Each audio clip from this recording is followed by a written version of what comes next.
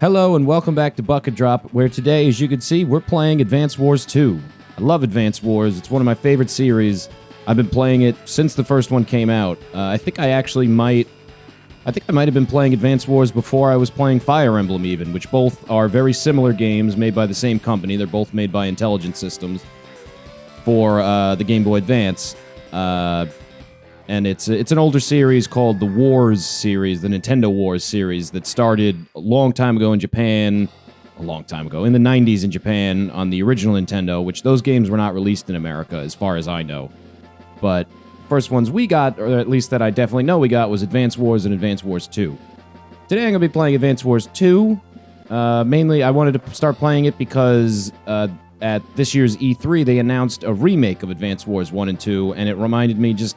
It's been a while since I play them. I love them. Believe it or not, I actually haven't even finished the latest game in the series, Advance Wars Days of Ruin, but in the meantime, we're going to play Advance Wars 2, which is probably my favorite of them. The original one I struggled with a little bit as a kid. Advance Wars 2, just like, it kind of opened the story up a little bit more and let you do a bit more stuff, and I just like the changes that they made before things started to get a little crazy in the next game in the series. So I actually played through this recently so that I could, this is a brand new fresh file. I played through the campaign, because you can't do hard mode until you play through the campaign once. So yes, I'm going to be playing through hard mode, so let's do that. Whoops, I hit the B button. All right. We're off to a good start. Let's try that again. Oops, yeah. Okay, so let's get it going. Prologue.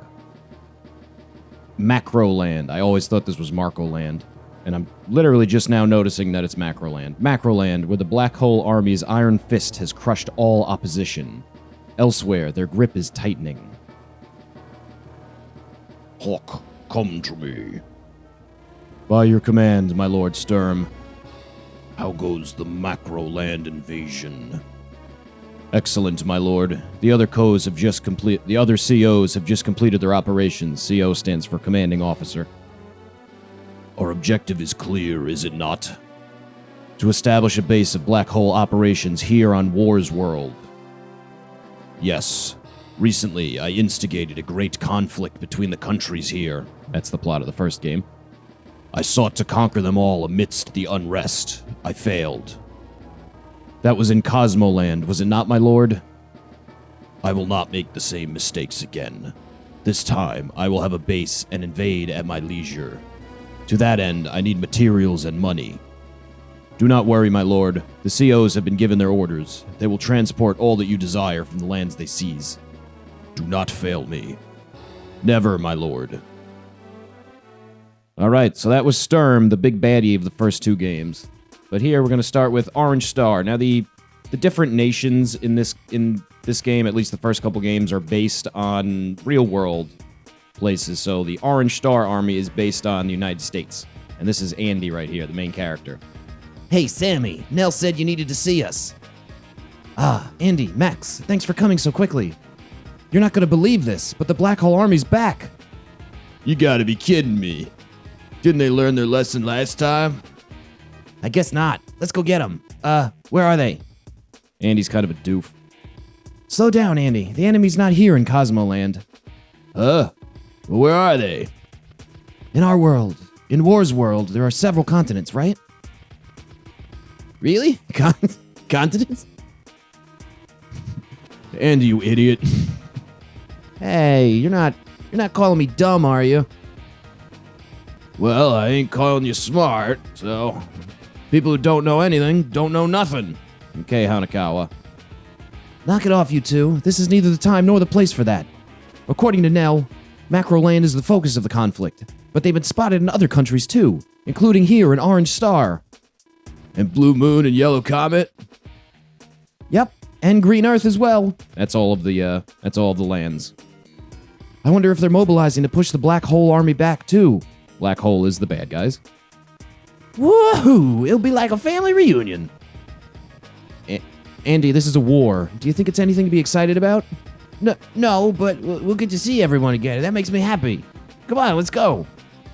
Hold on, Andy. Andy, he's gone. Oh. Well, we all gotta go sometime, right? What is this, Pokemon? At least he's got the right attitude. No sense getting bummed out before the battle even begins. You know, it's been so peaceful around here lately. I just know Nell is going to want to give us all a little refresher course on basic combat ops. But that's fine. After all, you can never have too much training. Oh, great. Just what I wanted. Another boring lecture. So, the characters in this game kind of have a very goofy, cartoony outlook on war. And I was reading about this. The latest game of the series, Days of Ruin, had a much darker tone to it. And it was because it wasn't as popular with Japanese audiences as they were with American audiences. The American audiences liked the goofy cartoonishness of it, and Japanese people were like, this is war, this needs to be more serious. So the most recent game in the series is very dark and serious. This game's goofy. Black hole's closing in. Can I hold the bridge? Now, in the first game, you actually start, or in the first mission of the regular campaign, you play as Andy. In this hard mode, you play as Sammy. Commander, enemy troops have been spotted on the far side of the river. Are you sure? Here? In this rural area? What are your orders, ma'am? Should we cease ops and attack? That's affirmative, soldier. We can't allow the enemy a foothold this deep in Orange Star territory. Good assessment, Sammy. That's Nell. That's the tactical sense I expect from a Special Forces commander. Nell, what are you doing here? Tracking down the CO who's invading Orange Star, of course. Sammy, can I trust you to take care of this situation? Yes, ma'am. I won't let you down. All right, level 1, border skirmish. There's actually a tutorial level before this in the regular campaign, but they cut it out because it's too easy. They throw us right in. I've always found it weird that the generic troops for the black hole look like weird baby aliens, but that's what they are. Lord Flack, Orange Star forces sighted on the opposite shore. What? Is that all they got? Huh? Send out the tanks. We'll crush them. All right, so we got our first mission here. If you've never played Advanced Wars, it's kind of like chess, where you're using an army. It's war chess. You move your units along on the grid. I don't want to move them now because when there's fog of war, if you move and cancel, they'll waste fuel. So let's go ahead and look at our players here. We got Sammy, strong-willed soldier who backs up Max and Andy, graduate of Special Forces training. She likes chocolate. She hates cowards. She's a tough girl. She's very smart. And every commanding officer has special attributes to them. And with Sammy, being an infantry specialist, her foot soldiers move further, capture faster, and cause more damage. Weak versus vehicles. So if we go down to her units here, you can see all the units. Her indirect units, well, I guess you don't know what they are yet, but that third line there, where it's just a red bar, that means totally normal, 100% attack power. The two little foot soldiers at the top have the stronger thing there. That shows that they have extra attack power. And the rest of them, where they're all blue and it's slightly lower, that means they have lower attack power.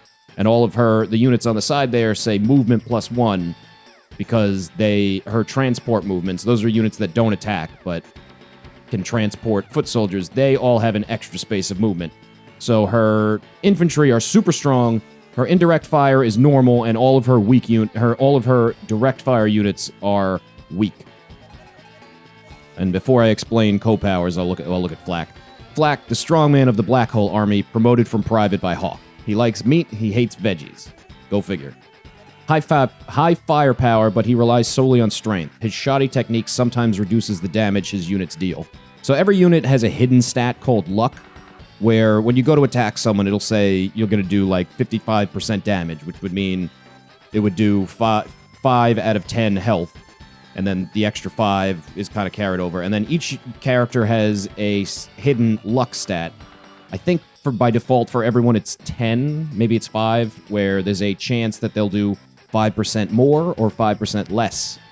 Flack has a much higher rating. I forget what it is. I think it's maybe 20%. So his units can deal up to an extra 20% or lose out on 20%. And it's totally random.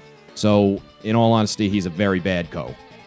All of his units are normal power, they just have that extra randomness to them. So I'll explain co-powers with him first. If you look under his face there on the side, he's got 3 little stars and 3 big stars. In the original game, there was just 1 set of stars for your co-power, which is a power that every co has. that lets them do something special. For him, increases dispersion. I used to say desperation. It's dispersion. Increases dispersion of fire. There's a chance of getting a super strong blow, but the unit's firepower might suddenly drop instead. So it makes the randomness bigger. He can do more damage, but he might do even less damage. And those 3 bigger stars are for his super co-power. You can use your co-power when the 3 little stars are filled. Once they're all full, you can use your super co-power, which for him, attack power increases dramatically, but so does the dispersion rate, which affects the amount of damage targets take. So same thing, he can do way more damage. I think it's like 180%, or he can do way less damage. So he's a totally random commanding officer that you really shouldn't rely on. Now with Sammy, hers is, you can see her super co-power is much longer, so it takes longer to charge because it's really good. It's pretty game-breaking if you use it right. Her basic one, double time, infantry and mech units receive a movement bonus of 1 space. Their attack power increases as well. So her foot soldiers will get even stronger, and now they can move 1 extra space. Victory March increases their movement by 2 spaces. I think it also increases, it doesn't say, but I think it increases their attack power too. And they can capture in 1 turn, even if not at full HP. That is one of the single best abilities in the game, which I'll show you. These guys here are the mechs. They're infantry that have higher attack power. They can move 2 spaces, and if you move them onto a city, you can capture with them. I just realized that I have animations turned off. Hold on. I had animations turned off so I could speed through the game in the normal campaign. But anyway, normal cities have 20 health, basically. And when you normally capture with a unit, it does exactly what their HP is. So by default, they have 10 HP. So it takes 2 turns to capture a city. 1 to go from 20 to 10, then 1 more to go from 10 to 0. And her units get 150% capture. So when she uses her super power, I believe that even if her units have 1 HP, which would normally mean it would take 20 turns to capture, they can capture in 1 turn. So the way you win in Advanced Wars is you kill all of your opponent's units, which you can't see them, because this is Fog of War, which I'll explain in a second, or capture their headquarters. Either one will make you win. So normally this fog is not here, but this is advanced campaign, so they make things a lot harder. So every unit has a vision rating, which is how many spaces they can do. Move is how far they can move, vision is how far they can see, fuel is how far they can move. When they run out of fuel, they can't move. And then you can see this unit has 2 weapons, the bazooka, which only has 3 uses, which they use automatically, you don't have to choose, or the machine gun. If they run out of bazooka, they have to use the machine gun. And it's showing here, these are the units it can fire on. It can fire on ground units and copters. It cannot fire on boats or planes. There's planes and helicopters. They're 2 different classes. So let's just take a quick look at all of our units here. You got the mechs, as I just explained, and I'm going to move them. Here we have an APC. APCs can attack. They can transport, so you can move a foot soldier into them, and then you can move with a much further area here. So I'm going to go ahead and move him up here. Drop him, you drop them. There we go. And APCs can also heal other not heal, they can replenish other units' fuel. So as you move around, you'll use fuel, you'll use up weaponry. If you park an APC next to them, it restores it. So very useful. And you can kind of exploit the enemy's AI because they will always target it, as far as I know. Next, we've got a regular tank. They can move pretty far. They can see pretty far. This is basically the basic ground unit. They have a cannon, which they can use. It's effective on vehicles, not very effective on ships. And they have a machine gun that they use on infantry or vehicles if they run out of their cannon fire. So they can move pretty far. And they're pretty powerful. They're not the most powerful, but it's a very good basic unit. They're cheap, they're fast, they're strong. Medium tank is just basically a bigger, slower, stronger version of that. They move 1 space less, they have less vision, less fuel, but their cannon is much more powerful. So this is going to be our big guy. We're going to hold this choke point with him. Then we got the Recon here, which is a very fast and weak unit, but they have very high vision, which is their main use. They only have the machine gun, so they're really only good against infantry, and it's weak against everything else. But their main use is here in Fog of War. They're probably the most important unit. You can move them, and you can't really see here because. Okay, so here's an example with the fog. You see how I can't see into these right here? my vision should be 5. 1, 2, 3, 4, 5. So I should be able to see this woods. However, you can only see woods when you're standing next to them, so you can hide your units in them. So I won't be able to see that until I move over there. So right now, the enemy cannot see this recon. I believe in the first Advance Wars game, well, I know in the first Advance Wars game, they kind of they've proven that the computer cheats. They know where your units are. They still can't target the recon until they put a unit next to it, but they know that it's there. So the enemy cheats. The enemy knows where you are. I don't think they still do that in Advance Wars 2. Okay, one more direct fire here. We got the anti-air, which does exactly what it sounds like it does. It's not very strong against vehicles, but it's very strong against infantry and planes. They're going to move them over here. I don't think there's any planes in this level, so it's mainly for the infantry. Next, speaking of planes, we have 2 planes. We've got battle copters. Battle copters are the basic flying unit. They've got missiles that are pretty good against vehicles. They're good. They're about as strong as tanks are, but unless if you have they're easier to kill with things that they're weak to, but they're much harder to kill with other things. So, like a medium tank will do a ton of damage to a tank. It will do very little damage to a copter. On the other side, an anti-air will do very little damage to a tank, but they will blow a battle copter right out of the sky. And they are not affected by terrain, so they can just fly right over everything. I'm going to advance them. And then we've got our 2 indirect fire units. We got the artillery, which is the most basic one. And if you see here is the range, 2 to 3. If I press the B button here on it to look at its attack range, this is where it can attack. It can't attack right next to it. It can't retaliate. It can attack 2 or 3 spaces away. And the way that they work is they can't move and attack on the same turn. So if I moved over here and there was an enemy over here, for example, I would not be able to attack it. I would need to wait. Where it is now, I can attack in any of those spaces next turn before I move it. And the rockets is basically just a stronger version of that. It has a further range and it does more damage. The difference is there's 2 different types of 3 different types of tires in this. No, it's 2 different types of tires in this game. There's treads, which is what the tanks have. You can see here where the move, it looks like a little tread, and tires. The difference is if you press the R button on any piece of terrain, you can see how many defense it offers. Roads are no defense, plains are 1, woods is 2, etc. And obviously, the more defense there is, the less damage you'll take when you're standing on it. But it also affects things differently. So it takes 2 spaces for tires to move through plains, but 1 for everything else. So this thing can move 5 spaces, but can only move through 2 plains because it takes up 2 movement to get there. So they're harder to get into position, but they are stronger. So now we're going to end our turn and let Black do whatever he's going to do in the background, because I'm not going to be able to see it. We can hear it. He's got it. I know his force is much bigger than mine is. Oh, there was one. Okay. So now, I'm going to finish capturing this, and now you'll be able to see the animation. So now, this is orange, so it's mine. Gray cities are unowned.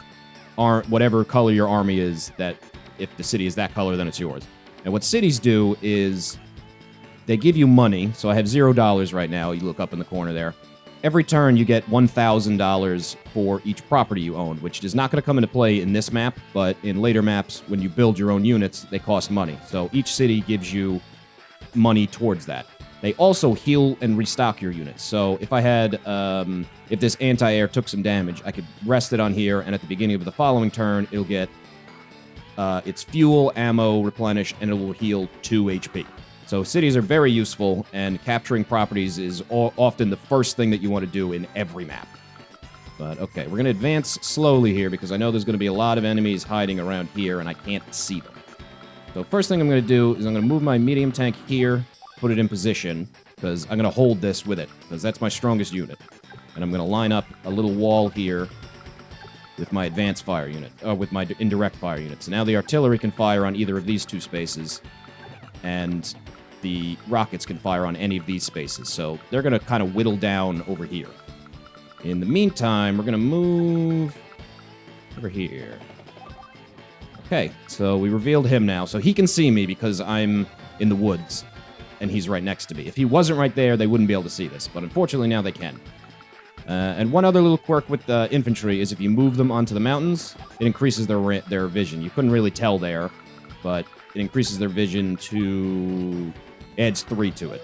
So now the infantry his vision is normally 2, now it's actually 5. So I would be able to see here if there was no 1, 2, 3, 4, 5. So I can see up to here now. So it gains the exact same vision as the Recon, which is very good. I'm regretting putting this guy over here, so I'm going to move him down. And I'm going to move you out of the way, because he's not super useful in this, and I'm going to move forward there. There we go. So there's a little bit more of the enemy. I'm still going to play cautiously. I could run in with my battle copter, but I'm going to wait, because I know he's got some anti-air units hiding over there. Let's see what he does. Okay, see, there's both of them.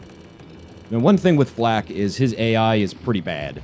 So, they just kind of intentionally made him dumb. So, you can kind of exploit him.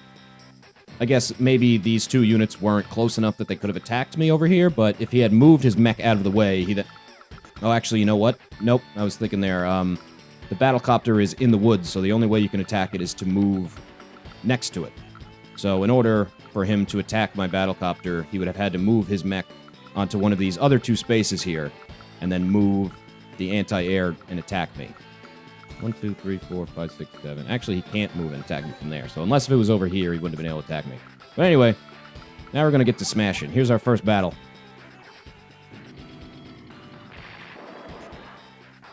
So, as you can see, the medium tank is very powerful. I should have explained a little bit here.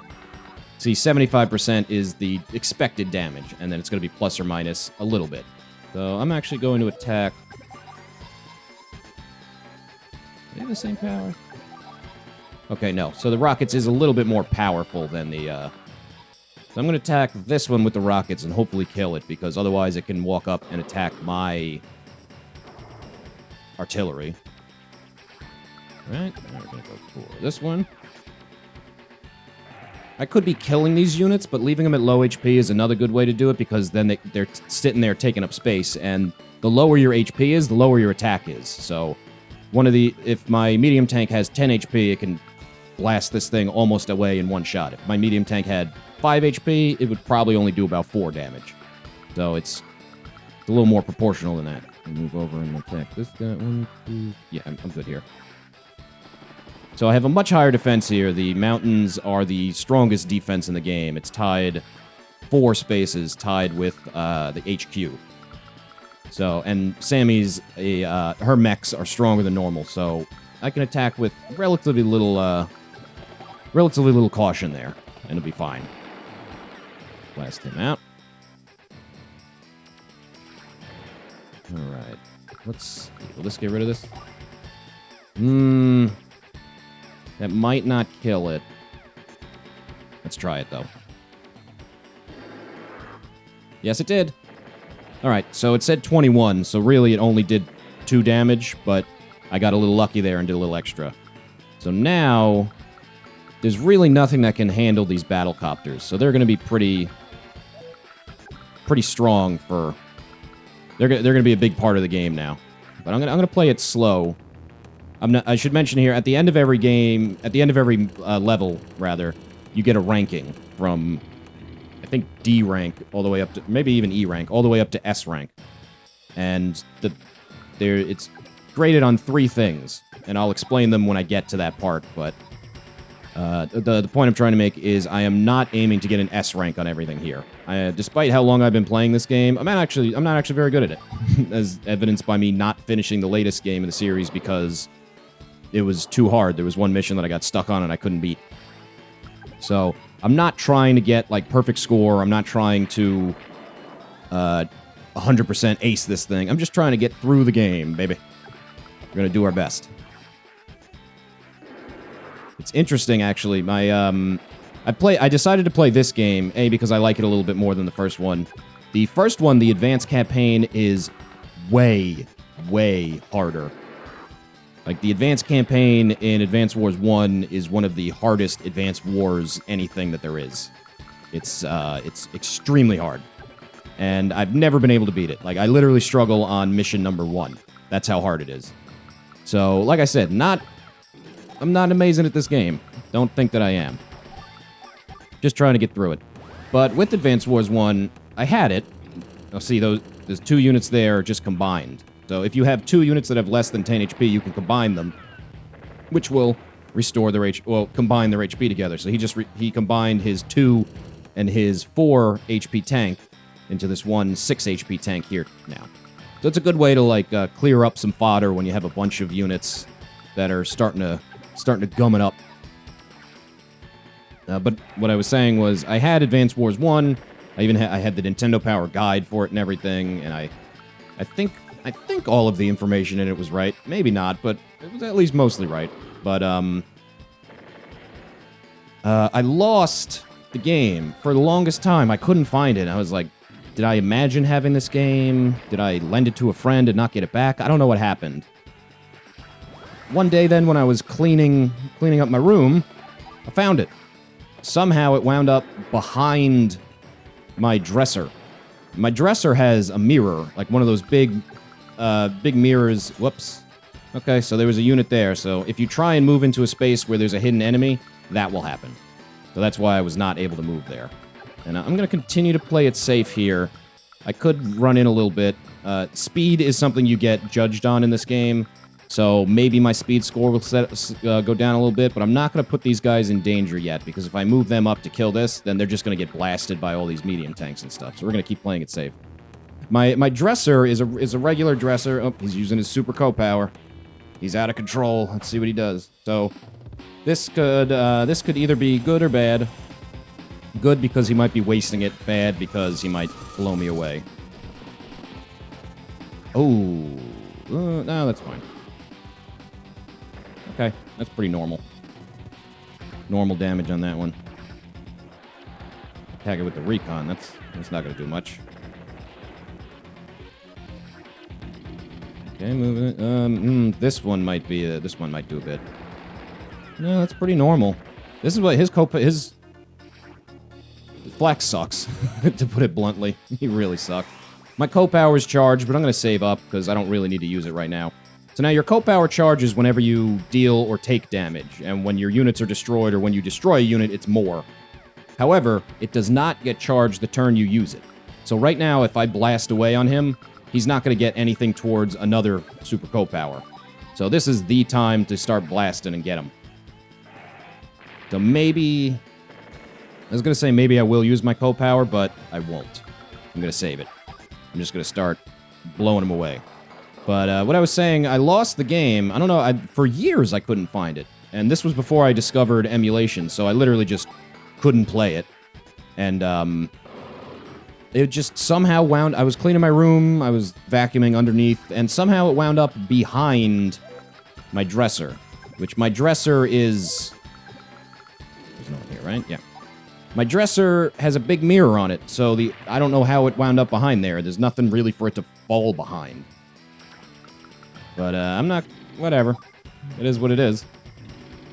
I found it. Kept playing it. I had beaten this game several times in the meantime, and I was like, oh, so that's what happened to Advanced Wars. I didn't know that I didn't know that it could have wound up there. But now I'm reunited with it. Obviously, as I've said, I'm playing this on an emulator. Sorry, Nintendo. But I do own it. Again, I have yet to emulate anything on this channel that I do not own, and I've never, ever in my life emulated anything that I don't own. Wink. We're gonna keep playing a little safe here. He'll be able to attack me with that one. He can attack any of those. That'll do a little bit of damage.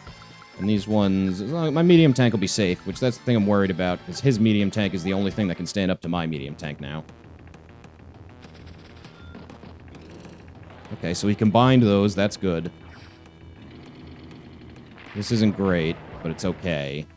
Because I can still take out his medium tanks with my indirect fire units. Well, not really. They're too far away. I could take them out with my my Copters then. Look at that. Didn't even do any damage. Just got hit with a missile. And just tanked it. All right. Yeah, the Copters don't do that much damage either, though, unfortunately. Will this be enough to kill that? No, it won't. Okay, he can attack there, take this out. Now, a smart player probably wouldn't have... well, it's that unit's dead anyway, so it's just cannon fodder. I'm gonna try and I'm gonna do this the way where you kill all the enemies rather than capture the headquarters, because it's quicker and easier in this map. So I can advance this guy up, and actually, if I do manage to use my super co-power next turn, then I'll be able to capture this in one go. So we'll see. Maybe I'll be able to do that. I need to destroy. Let's see, 1, 2, 3. Okay, he can move over there. So I'm gonna get rid of this thing. Maybe I shouldn't have done that. We're fine. Move him around. He can take this one out. Nice. I'm pretty sure we can see all of his units now. It's just these 3 that are left. So, attack this guy. Gonna fire back. So every unit has 5 instances of their the unit when you go into the battle screen, and every time that 2 go away, every time they lose 2 health, they lose 1 of the units. So I have 10 health here, so I have all 5 of them. He's down to 3, so he's only got the 2. All right, I can use my super co-power next turn. Now he's trapped. He can't go nowhere. So let's whoops, accidentally just hit the speed up button. This is probably gonna kill me. Yep. All right. So we didn't make it through this without losing any units. But 1 gone ain't bad. All right, I'm gonna let that run away. Let's use this super co-power here. So one of the most legit strategies in this game is called Mech Rush, where you just buy a whole bunch of mechs and swarm the enemy, because they're cheap and they're kind of strong. They do a decent amount of damage. Sammy is the best one to do this, because her mechs are the strongest in the game, other than maybe Sensei, who we'll meet much later. But first, let's see how much damage these... 143% damage. This thing would kill it if it was at full HP with damage to spare. In fact, I could probably kill this one with it, too. Well, 25. Still, that's a lot for a mech. Medium tanks are very tough to kill. Yeah. Do a quick, See, this will do nothing. Not even gonna try that. This, however, 12. So the mech was twice as strong as the tank. Now, the thing does have a little bit lower defense, because as your HP goes down, your defense also goes down. But let's watch her capture in 1 turn now. Look at that. Battle's over. Not bad for a girl. You're the Black Hole CO, right? Who do you think you are? What are you doing in... Yep. Shut your trap. Good rhyme, Black. Black the rap. I'm leaving for now. Next time, I'll put you in your place. Hey! He's escaped. And he was so rude, too. Ooh, that makes me so angry. If I get the chance, I'm gonna run him down. I'm glad we can count on you, Sammy. All right, our first battle. That took a little bit longer than I expected it to, because I explained a lot of stuff, but look at that. We got a perfect score. So speed is obviously how fast you complete it, the number of turns. Power is how many enemy units you take out. Technique is how many of your units survive. And I think the way it works out is there's a certain cutoff for speed, and once you go 1 day over that, now you've started to lose speed. Power, you have to kill, I believe, a certain number of units in 1 turn, I think it is. It's either in 1 turn, or maybe it's just overall, but I think it's in 1 turn. And technique, it's something about a percentage of how many units you've had overall in the whole battle. So like when you're creating more units in those kind of maps, it's all taken into account. And it's a certain percentage have to survive. So 100 with everything means I was over the thresholds for everything. We got a perfect score. That big thug, he won't get away next time. All right. So we won, Flak lost. We got a couple of points here. I think the points go into... Oh, I guess you get bonus points. I don't know why I had just a few points there. That's weird. Oh, right, because I spent a bunch of points already. Never mind. So, the points can be used to buy maps and other modes and stuff in the main menu. So, I wanted to maybe get in more after more than 1 battle, but it is what it is. I'll pick up here next time on Bucket Drop. Peace out.